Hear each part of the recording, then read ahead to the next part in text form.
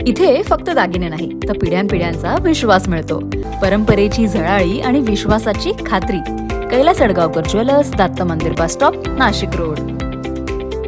उपनगर पोलीस ठाणे हद्दीत निवासी इमारतीमध्ये देह व्यापाराचा व्यवसाय चालवणारा जितेंद्र गणेश शेलार मध्यवर्ती गुन्हे शाखेच्या ताब्यात. याबाबत पोलिसांनी दिलेल्या माहितीनुसार 23 जुलै 2026ला पोलीस आयुक्तालय हद्दीत अवैध वेश्या व्यवसाय चालवणाऱ्या ठिकाणचा शोध घेत असताना पोलीस अंमलदार अतुल पाटील यांना उपनगर परिसरातील एका सोसायटीमधील फ्लॅटमध्ये वेश्या व्यवसाय चालत असल्याची माहिती मिळताच वरिष्ठांच्या मार्गदर्शनाखाली वरिष्ठ पोलीस निरीक्षक अंचल मुदगल यांनी पथके तयार करून उपनगर परिसरातील एका सोसायटीमध्ये वेश्या व्यवसाय चालत असल्याची खात्री करून सदर ठिकाणी कारवाई करत जितेंद्र गणेश शेलार याला ताब्यात घेतलं. त्याच्या विरोधात उपनगर पोलीस ठाण्यात गुन्हा दाखल करण्यात आला आहे. सदरची कामगिरी पोलीस आयुक्त संदीप कर्णिक, पोलीस उपायुक्त किरण कुमार चव्हाण, सहाय्यक पोलीस आयुक्त संदीप मिटके यांच्या मार्गदर्शनाखाली मध्यवर्ती गुन्हे शाखेचे वरिष्ठ पोलीस निरीक्षक अंचल मुदगल, सहाय्यक पोलीस निरीक्षक विश्वास चव्हाणजी, महिला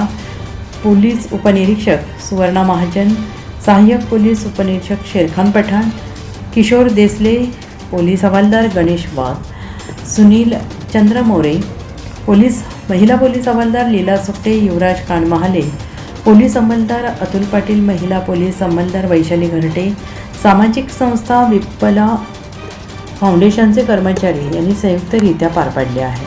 NCN न्यूजसाठी रोहन दानी, नाशिक.